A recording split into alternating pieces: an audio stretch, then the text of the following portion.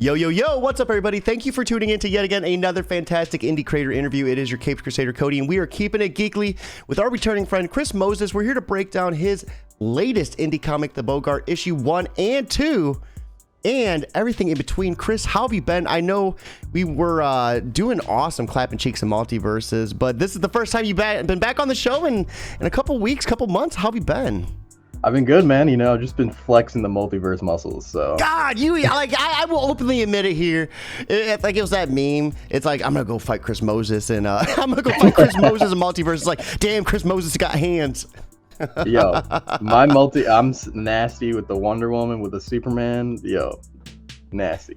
We have J. Michael Miller just followed the pre-launch page, and DJ starting the morning off with the heyo. Let me throw this in the chat too for anyone else that's starting the morning off with keeping it geekly. As always, the best way to start it off. And what better way to start it off than with a nice little introduction to our good friend Chris. So Chris, for anyone that's watching that is new or maybe just didn't get a chance to watch the last interview, which is going to be popping up right about now, feel free to tell us a little bit about yourself.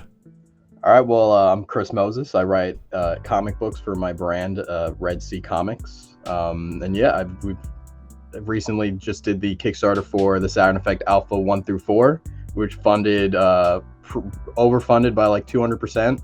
Wow. So, yeah, we're doing well right now. We're on a roll. So we're about to do the first series that's not part of the Saturn Effect on Kickstarter, which is what I'm here for, the Boggart. And yeah, so I'm ready to sort of branch out. It's still sci-fi, still sort of in the same realm of work that I've been doing, but a little bit more grounded. So so I'm excited for people to be able to take a look and see some more stuff that I've done. Yeah, and I've been grateful for the opportunity to get a sneak peek at a lot of the projects that you've either worked on or have been working on, and man, I gotta tell you, it's one of the hardest things to keep my mouth shut. When I get ready to hype it up, it's like, what is too much? Because it's like I need to tell the world about it all. Yeah, I mean, soon they'll see it all. So, what's Red Sea Comics about? What type of comics do you have on the label? Like, what issues do you have out already? So Red Sea Comics is all of my comics at the moment, just things that I've made. I started off with the Saturn Effect. But not everything is part of the Saturn Effect universe, right? We have the Saturn Effect Alpha 1 through 4, and then there's also the Saturn Effect Ajax 1 through 3 that you can read for free online at www.thesaturneffect.com. And we also have the Saturn Effect Helena, which is another one-shot set in the same universe. So we have a bunch of products that are the Saturn Effect, but then I also have, like I said, the Boggart. I have a project called Control Z. I have a project called Synap, and we have a bunch of other things coming down the pipeline. So Red Sea is just the umbrella for all my different titles. So not everyone is confused and thinking, oh, is this part of the Saturn Effect also? No, they're all sort of separate, but they're all under the umbrella of Red Sea Comics, and we're really just trying to put out, I'm trying to put out alongside, the amazing collaborators that I work with, like Francesco Mazzoli, Marco D'Alessandro, Brian Escura, Ricardo Secchi, Christian Wolf, and everybody else. We're just trying to make a brand that has, really engaging, awesome art and, fast-paced, engaging storytelling.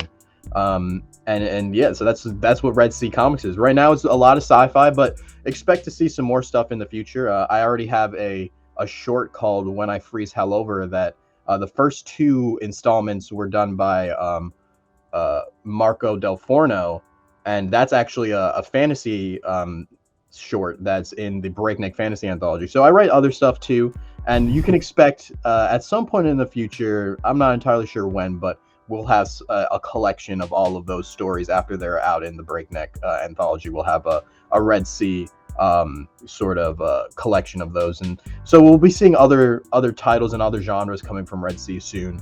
But for now, it's mostly just the crazy sci-fi stories from the brain of Chris Moses alongside amazing artists from around the world. Man, I love it. And you have a freaking card game as well. Like, I just love how ambitious you are. It seems like every other month you have something awesome that's coming out. Yeah, so the card game is work in progress. Still, we've hit a little bit of a roadblock with manufacturing, but it'll be, for the best. The final product will be amazing, hopefully, because of the extra time that we're putting in. But we have some play test versions. We have just talking Wow, about hold on, Helena. let We me, have a Helena card. zoom that in real quick. We have That's a bunch gorgeous. of stuff coming out. We have a few other. I'll show another one. We have a Zex card as well. So if anyone that's read the Saturn Effect, the first set is all of the Saturn Effect cards. Set 2 will have a more of a mix of Red Sea titles, but it'll be mostly focused on the Control Z book. That's so awesome. That should be coming. Yeah, thanks, man. It should be coming out sometime next year. And yeah, it'll have all your favorite Red Sea characters all in one place. I know a lot of people will ask, like, are they all part of the same universe? Are they all going to cross over eventually? And the answer is no, unless you pick up the card game, which where they will be all combining in Red Sea Legends. So definitely stay tuned for that if you're a fan of card games, if you're a fan of things like Yu-Gi-Oh, Hearthstone, Magic, chess even. It's a very it's a simple game, but a simple game that gets more complicated with the more you think about it, the more you play, and the more you really start to understand the mechanics, and just the different the gameplay mechanics and things like that. It's a fun time. It's a very you only play with 3 cards, right? Right. So there's a 3-card version, there's a 5-card version. It's a very flexible game, and so what people will end up actually playing and using mostly is up to the people, but there's a blitz type version which is 3 cards, and there's more of a standard version that has 5, where a 5v5, a 3v3. That's so cool. And it keeps it, it adds a level of variance and giving you that feeling of drawing cards and what's the next thing that's going to flip up, but it also reduces the bricking or having or getting mana screwed or any of those things. I definitely wanted to make a game that was simple to pick up, but sort of address all these different problems that card games have that make them like not as enjoyable of an experience. So hopefully people will enjoy it when it comes out. And hey, who knows? If people really enjoy it, maybe we'll even make a digital version. You'll have it on your iPhone one day. I love it. My biggest thing whenever I was playing Magic was that first hand, like getting screwed on the monopole and having a mulligan. The inner geek in you just has to be screaming at this point with all this stuff coming out. A card game, you have so many different awesome books. Let's touch base a little bit on the Saturn Effect, though. So you have a slew of issues with this, and I love it, like how everything built up, Saturn Effect Ajax and Saturn Effect Alpha, and then Helena as well. What is that story about? So the Saturn Effect Helena is a one-shot that takes place in between issue 3 of the Saturn Effect Ajax and issue 1 of the Saturn Effect Ajax. It's the story is told all over the place. We're sort of non-linear, but it gives you a basis of a character that we see predominantly in Ajax, but then we also see in the background a lot in the Saturn Effect Alpha. We'll see the character Helena in advertisements for Hero Day and things like that. So it gives you a look at a character that has a lot of different nuance and has a deep history herself, and but also tells it in a really badass, short, action-packed sci-fi adventure. It's drawn by Christian Wolf and colored by Marco D'Alessandro, so the coloring allows for it to feel like it's part of the Saturn Effect Alpha because it has the same colorist, and then it has the awesome art from Christian Wolf, and he's really, really good at just action and like really, really good with the camera when he's drawing. So it just moves. It's fast. So if anybody likes high octane sci-fi action, definitely make sure to pick up an issue as an add-on during my next campaign. You will not want to miss it. It's a really awesome time, and they all sort of feed into each other, and they make the experience of reading the other one even better. They're all great on their own, but as a whole is when you get the real meat of the marrow. Break open the bones and get into the good stuff. So it takes a little bit of work, but I definitely think that is worth it. And we're about to head into volume 2. Alpha 5 is already done. That's remarkable, man. You guys are just pounding it out left and right. We're grinding like every single day. So Alpha 5 is already done. Alpha 6 is about to start. That will be, so Alpha 5 is about 33 pages, about the same size as issue 3, but Alpha 6 is another 50-page issue, just like Alpha 4. So we got some big chunks of story. If anyone's read Alpha 4 that's gone out digitally, we'll be sending out physicals very soon. You'll know that it's a big story. It's a big issue, just that one. So there's a lot to sink your teeth into coming from the Saturn Effect. And yeah, hopefully everybody enjoys and is getting ready for the finale, because we're almost at the end, everybody. There's only Really? 8 issues. There's only 8 issues of the Saturn Effect Alpha, and we're already on about to be on issue 6. That means there's only 2 volumes. We already put up volume 1. That means we're on the volume 2. And the Saturn Effect ends with the Saturn Effect Alpha. So we're very close to the end, everybody. Definitely make sure you hop on board and get ready for this insane ending. I just like this. I think one of my strongest points as a writer, honestly, are my endings, and no one has really gotten to see a true Chris Moses ending. You've gotten to see like the ending of a comic book, maybe an ending of an arc, but we're always building towards something. When you're writing a story, you're building to this one really climactic, gigantic point, And I was about to ask you if it's bittersweet for you to end something that you've like put so much work into. The way you've laid the foundation, the way you've laid little pieces here and there that tie into the series later on. But it's almost like it's like the complete opposite, you know what I mean? Like it's like where you want to be, and I love to see that energy from you about how hyped you are for this ending. Like is it a bag of mixed emotions for you? Like, how are you feeling about it? I'm excited. It's definitely a bag of mixed emotions in the sense that it's something that we've been working on for a long time. By the time we get to the end of it, it'll probably be about almost 3 years that Matsoli and I have been working on the Saturn Effect, along with Marco and Reed Hinckley Barnes. So it's a project that we've been it's the first. It's not the first book that we've made, but it's the one that we like really started pushing Red Sea. Right, it was the first book that we kickstarted. First book I printed out and had physically in my hand. So it's definitely bittersweet in the sense that we're getting towards the end, but it's also very exciting because it's a story that I've had written for a little while. So I can't wait for people to have it. I can't wait to see what Matsoli does with the art. And then also, the Saturn Effect may be over, but does that mean the story is over? I guess we'll find out. If you're a fan of the Saturn Effect, there's a lot of different storylines going on. And hey, maybe not everything gets answered at the end of Alpha 8, and maybe you still have questions, and maybe that means you're going to want, a sequel series, and maybe another sequel series after that.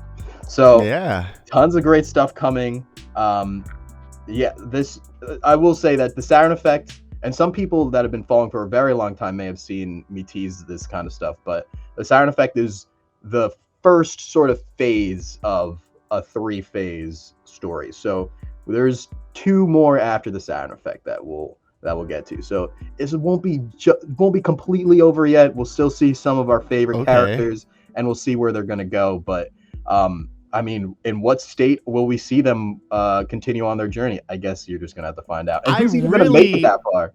I really love it. You might have opened a Pandora's box, because I don't know if I'm gonna be able to shut up in the DMs asking about it. Now, I don't want to spend too much time dwelling on the Saturn Effect, but I do want to, because I think it is important. You said you funded your Kickstarter 200%. That is remarkable. Congratulations. First and foremost, how do you feel about that? And then the follow-up question is, how do you, what did you do to get that amount? Because I'm sure you had a loyal base from Kickstarter, but you had to put some work in to hit that number as well.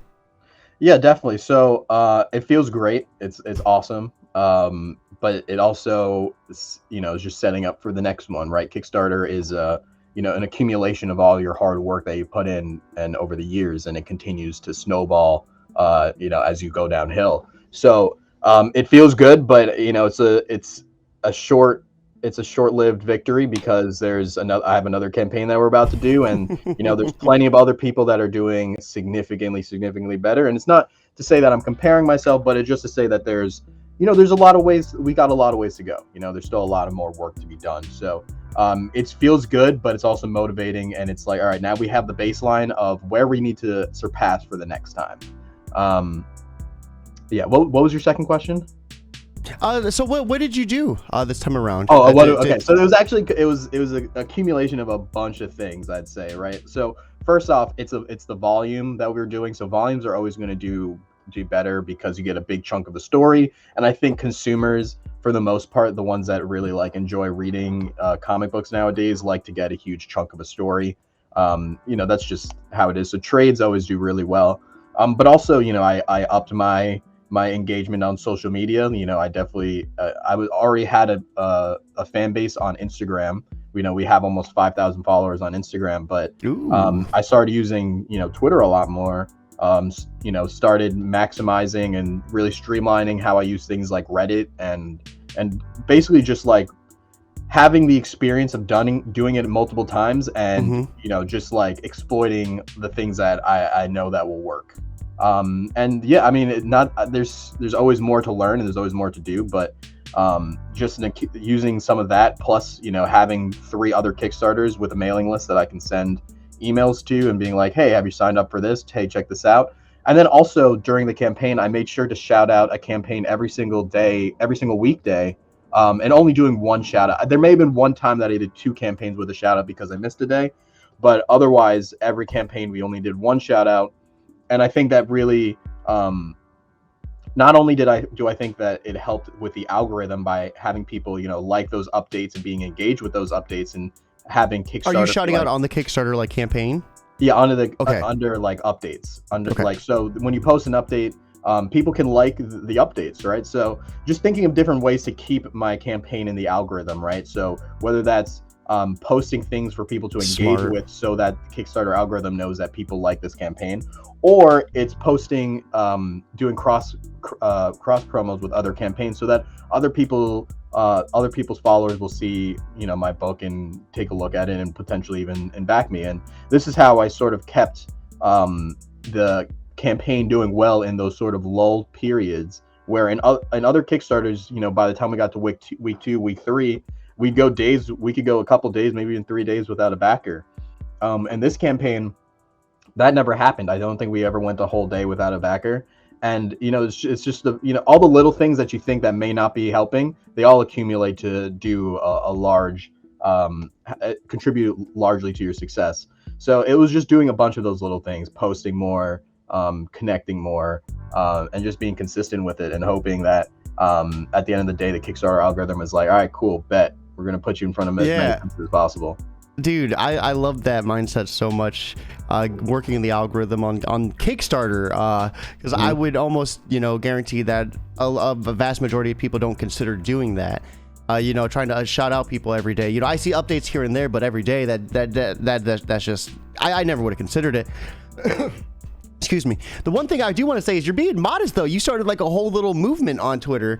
Would you read this comic, sharing a panel or an interior page without any context and just being like, would you read this? Has blown up. I see people doing that all the time. And like, dude, that is so awesome, man. Yeah, people have definitely started doing it. Honestly, I haven't seen people get as much hate as I have when I post it. I get a bunch of people that are like, no words, comic, want me read, huh? Question mark. We have like oh, go ahead. No, it's just funny. People love to engage with things that make them upset for whatever reason. But yeah, I mean, hopefully it helps everybody, and hopefully it makes a difference with the next campaign, and we see some big numbers. We have a comic book and over on YouTube saying, "What's the fucking story?" Shout out to comic book and as well. If you guys are not following him, be sure to check him out on his YouTube. Gives awesome advice on kickstarting and indie comic creation and all that. So with everything being said, I do think it's awesome that you wanted to kind of keep these universes separate. Like there was no Red Sea multiverse. What was your reasoning for that? I mean, because you definitely have the storytelling capabilities to tie it all together. But why not go down that route? I just have too many ideas that I want to do. I'm just not ready for the multiverses. Maybe when I'm like very like idea bankrupt and I'm just like scraping the bottom of the barrel, I'll be like, let's mix them all together. But until then, like I just have other things that I want to tell. I don't necessarily think they need to cross over into this big narrative, because all of them are already really big narratives, you know. Mm-hmm. Like I said, the Saturn Effect, you know, is huge. Control Z is also like, so it's planned for 4 issues, but that, you know, has other things linked to it too. So even the stories that I'm telling are only a piece of that small universe that we're in. So to think that they were all part of another bigger universe is maybe just a little too much, maybe a little too convoluted. And so for now, we're not going to do that. But who knows in the future? I mean, if it becomes a thing that people really, really want, I mean, I'm not going to say no. I'm not going to say no to it. It's still Yeah, possible. yeah. If they want it, you got to give it to them. You got to give it to Yeah. them. And give it to him, we shall. Let's break down the main reason we're here, and that is the Boggart issue number 1 pre-launch. So what is this story about? This seems like it's a new venture for you. It's venturing into the horror realm, and a lot of your other comics were more of the sci-fi type of feeling. Right. So this is actually the first script that I wrote. So I've written a bunch of different things, but this was the first specific like script that I wrote. It started off as a screenplay, and after I made the Saturn Effect, I decided, you know, like brush it off, and I was like, you know, maybe this could make a cool comic book. And I never thought I'd be able to see it be made. And I had a bunch of people that were like kind of haters for it and didn't really believe in it. So I was like, fuck it, I'm just gonna make this book and do what I want. And yeah, it's definitely horror, right? It's definitely a thriller, but it also has sci-fi elements. Obviously, so the Boggart. The premise is we follow a family as they bring home a terrifying alien to take care of their family estate. So it's definitely not sci-fi. There's aliens, right? So there's definitely a sci-fi element, but it's definitely got a horror tone. And yeah, I just felt like it was something I wanted to write. I wrote it a few years ago now. And, you know, it's inspired by movies like Get Out, movies by like, you know, but also things like Alien. So yeah, I just felt like writing it. I just wanted to put it out. That's really all it is. And yeah, it's a fun story. I mean, maybe not a fun story, but it's a scary, kind of a scary story. It's a heavy hitting story. Mm-hmm. And yeah, I think people will hopefully enjoy when they finally get to sink their teeth into it. No, that is awesome. We have Anthony M over on YouTube throwing some claps in. Let's get some claps in the chat. We got claps in the chat.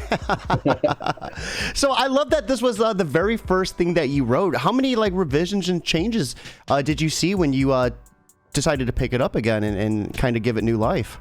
A bunch. I tried to not like completely destroy it, you know, like I did want to keep at least some of it intact so that I can be like, I can look back and be like, okay, this is where we started off, right? So I wanted to leave part of, you know, past me intact. But hey, it still needs to be changed, you know. We get way better as we write more and more and more, as we create more and more things. So it definitely needed some work. It's definitely had quite a few changes. Anyone that's read the original script and will pick up the new one will find new characters and new plot points that weren't in the original script, but for the most part, the same sort of message and same sort of vibe is there. So it's had some revisions, definitely. I mean, it had to be adapted from a screenplay into a comic, and that makes a huge difference. Trying to really maximize the medium, right? Things like page turns and the like. But I mean, yeah. Hopefully, everybody is going to be into it. I think it's a good time. I've sent it out to a few people. They've enjoyed it. I have my friend and editor Devin Arscott on edits, so he did a bunch of the editing on these comic scripts. He's never read the actual screenplay, but he's done all the edits for the comic book version. So like I said, it's gone through a bunch of revisions. I mean, this is how these things work. Whenever you're writing something, you can go through many revisions. Just to go back to the Saturn Effect, I'm still doing some revisions on the new issues that haven't come out yet, right? You know, not trying to completely change them, but make them as good as possible. We have a comic book and saying it was fire. I have to agree. I had the opportunity to read the PDF. Thank you for sending me that in. Of course. I loved every bit of it. Holy crap. You know, I love the way you bled the exposition in there without making it too heavy. The dialogue was just, and I thought the buildup was phenomenal. What was the process like for you creating this book compared to the other ones that you have? So I made this book with Brian Escura. Brian is from Argentina, so it was a different. I've always worked with people that haven't been speaking the same language as me, but this is the first time I was working with somebody that spoke Spanish, because mostly everybody speaks Italian that I work with. So it was a little bit of a different process with that. And then on issue 1, we actually have Marissa Louise, who's a DC colorist, and she's amazing. To doing her job, and she did an awesome, amazing job. And this process was relatively similar because I'd already done a few comic books, but there was we had to figure it out, right? And and making sure that everything is optimal for that artist, right? Not the way I write comic book scripts for, say, Francesco Mazzoli and the Saturn Effect are not the same way that I write scripts for the Boggart and Brian or Control Z and Ricardo, right? So it's all about tailoring the script to meet the artist and make them be able to produce the best that they can with what you give them. I really like that adaptability with the artists. I think that gives you the best product in the end, trying to work with them and letting them kind of have their creative flow. I really like the design of the aliens in this too. Mm-hmm. What was some of your inspirations for that? Let's see. We definitely looked at. So we went through a lot of monster iterations, like a lot of them. This thing was scary. Like, yeah, I'm glad you thought so. Brian and I worked on that for a while. I think the first iteration was more of a Slender Man-y type. And then I think it turned into more of if you've ever seen Pan's Labyrinth, it turned into more of like that dude with the eyes on Pan's Labyrinth. Mm-hmm. And then, it took, he's taken some turns. The Boggart has taken some turns. And it's inspired by a bunch of different things. But at the end of the day, we just wanted to be scary, right? We wanted you to look at it and be unnerved and scared, just by looking at it, right? And, this is a theme that will be, sort of repeated in the Boggart of appearances, and do appearances match what's actually going on with that individual. Ooh, I like that. And you're also campaigning for issue 1 and 2. So what was your reasoning behind that? Coming out with 2 issues instead of the traditional one at a time. So issue 1 has been done for a long time, and issue 2 has also been done for a long time. So issue 1 we finished quite a few months ago, and issue 2 probably almost right after that, maybe a month or two afterwards. So I've been sitting on them for a while, and yeah, I just wanted to put them out. I like the idea of putting out a large amount of story, right? Like, me personally, like if I'm reading a comic or a manga, like I honestly hate when people drop me off on like a cliffhanger or something. I want more. So like, just because I'm like that, I don't want my fans to be the same way, my readers. So, I give them a good chunk. So we're going to be doing issues 1 and 2 with the Boggart, and then we'll also be doing issues 1 and 2 when we hit Control Z.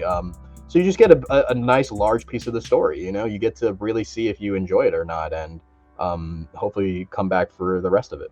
Is that going to be a format that you go forward with, releasing 2 issues at a time, or is that just because the circumstances line up? I think it will probably depend on production and what we actually have ready to go by the time we get to it. For the next Saturn Effect issue will be just issue 5, even though we'll probably have issue 6 done by the time we start it. So it'll just depend. Sometimes it'll just make more sense to put an issue 1 and issue 2. I think when we're going, I think for things when it's like the first issue of something, we'll most likely be seeing more than one issue.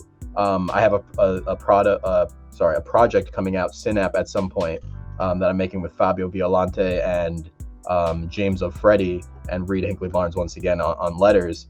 And by the time we get to that Kickstarter, we may even have 3 or 4 issues done.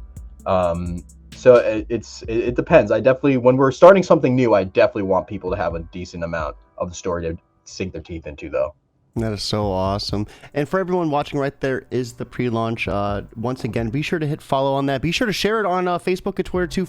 Word of mouth is 100% free. And there's going to be someone out there who is going to love this book.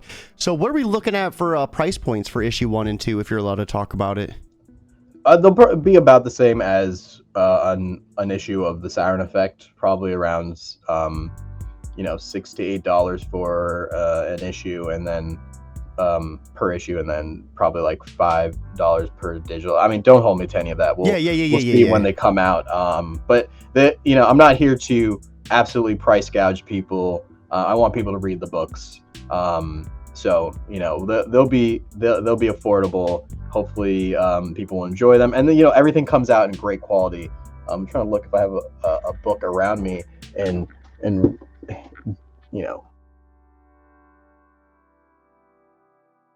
Oh, you might have froze there.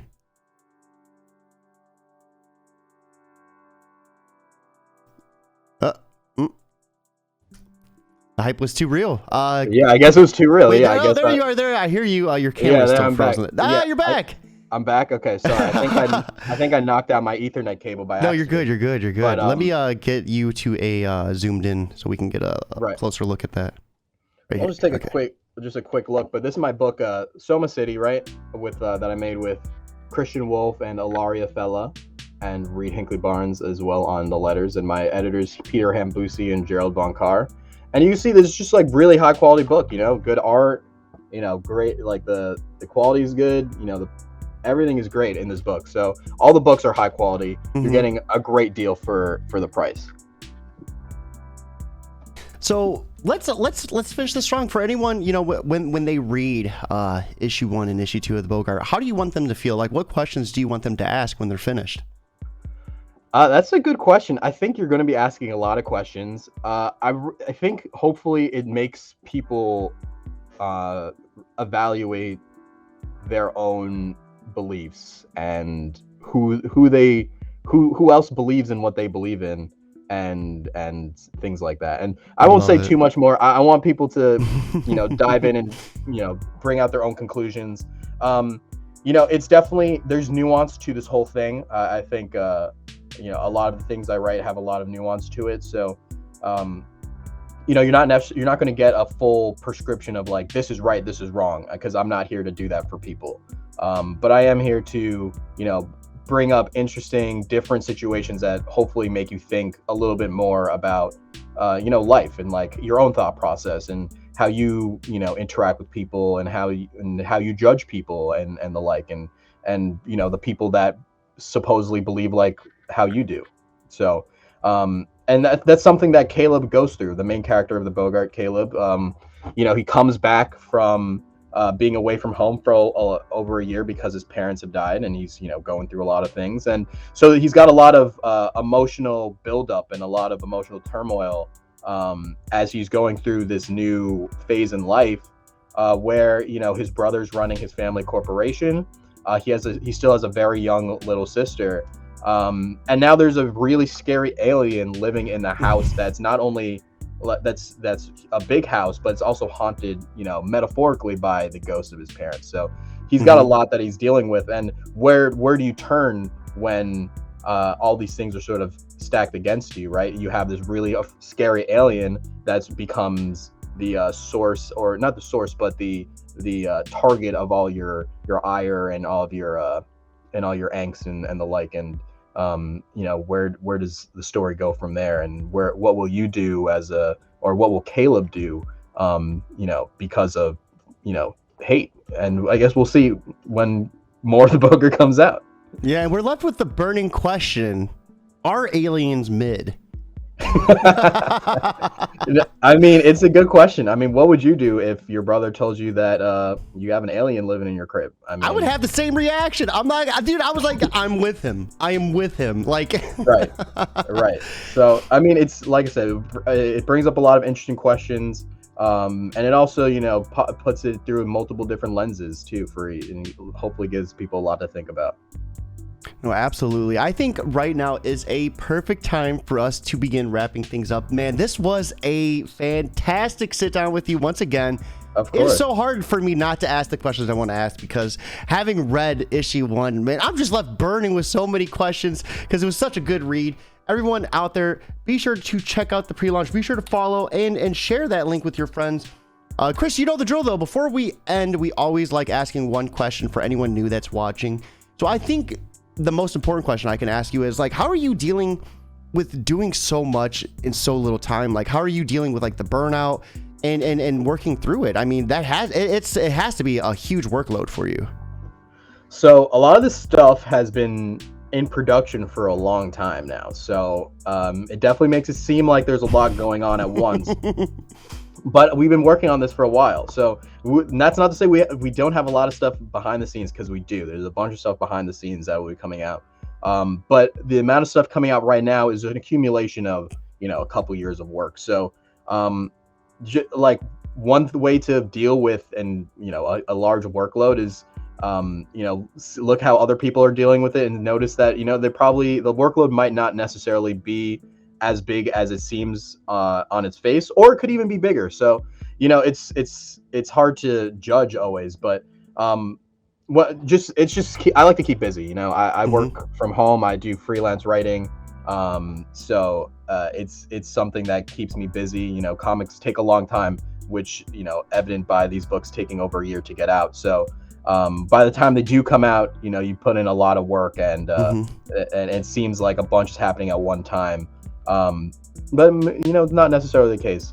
But yeah, I just write, dude. I just write. I sit here on my computer and I just go. I live in the attic, right? So like nobody really bothers me, and I just type away, and make as much stuff as I can.